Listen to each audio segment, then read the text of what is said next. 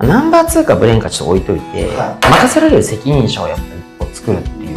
部のマネジメントを力技で多分やつだと思うんですよ。幹部のマネジメントにめちゃめちゃ労力割いてたと思うんですよ。年商38億を1代で作り上げた本社長にですね、よく会社を立ち上げて1億、3億、10億、30億の壁っていうふうに売上規模に応じていろんな壁があるというふうに聞くんですが、3億の壁を超えられる経営者とそうでない経営者の違いみたいなのをちょっと教えていただけたらありがたいんですけども、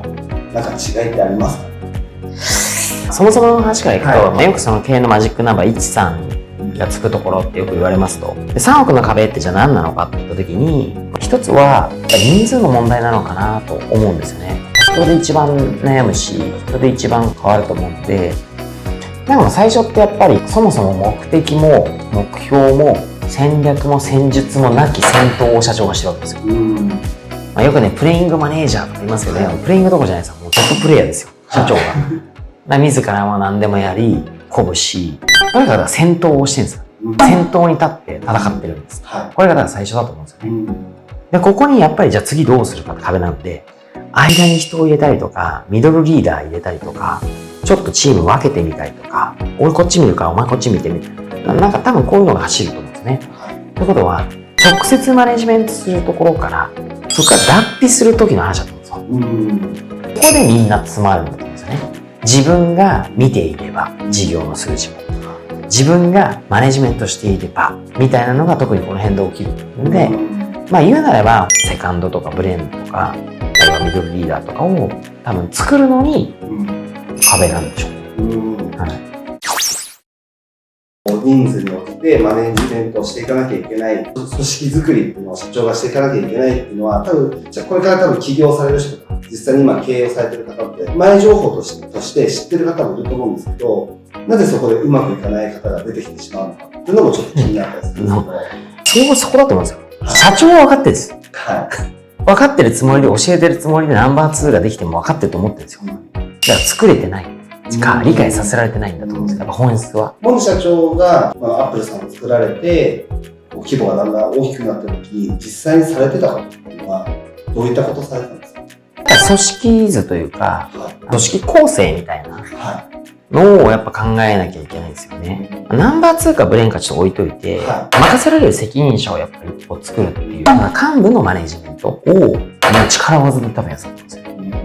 対話する時間を、だからあの手この手、飲みに行く、飯食いに行く、真面目なこと喋る、それこそ合宿も行くとか、ミーティングもするとか、幹部のマネジメントにめちゃめちゃ労力割いてたんですよ。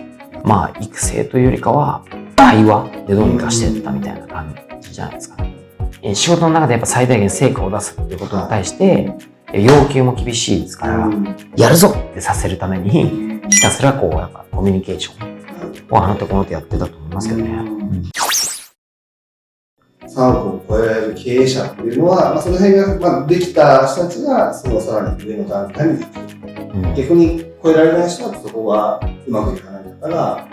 そうですね。やっぱちゃんと幹部っていうものを育成するというのに一生懸命取り組まない限りは、極端な悪い話できますけど、任せたらサボるみたいな人が、うちの支店長とか見ても思うんですよ。役職者ついたらそっからがスタートなのに、ちょっと自由度が増えると、あれみたいな。社長も多分同じ論理が走ると思うんですよね。今までだって自分でやれてたからやれないことはない。でもこの先考えたら作らなきゃ。作ります。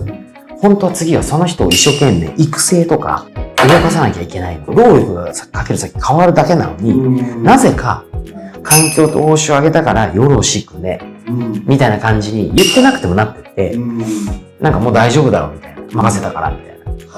な。それでうまくいかなくて、っていうので、これを繰り返していったりするんじゃないかなと思うんですけどね。任せたとしても、任せっぱなしにしないっていうことが、第一歩として大事ですね。と思いますね。そうですね、別の視点からも考えると、セールスで、要は営業ですよね。営業とかマーケティングで、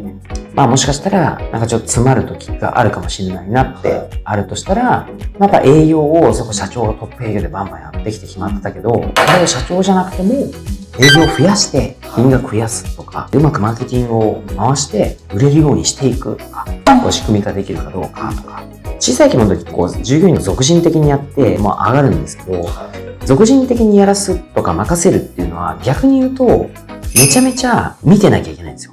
ある意味、管理しないといけないんですね。見なくていいとか、ちょっと見るのを抑えるんだったら、やっぱちゃんと仕組み化しないといけないんですよ。だから仕組み化できるか、オペレーションをちゃんと仕組み化できるかどうかとかってと思いますし、まあ、なんだかんだ人だと思うんですけどね。今回ですね、年商3億を超えられる人、超えられない人の違いはこれということでお話を聞きましたけども、改めて最後に違いを教えてください。そうですね。戦略、戦術なき戦闘からの脱却をしないと、まあ3億、そうですね、超えられないのかなと、一言で言うとそういう感じですかね。はい。今日も見ていただきありがとうございます。このチャンネルでは、現場の様子やイベント、研修、ビジネスで役立ちそうな知識や、引っ越しの豆知識など、様々な動画を配信しておりますので、ぜひチャンネル登録お願いします。そして、この動画もぜひ、いいねをよろしくお願いいたします。ありがとうございました。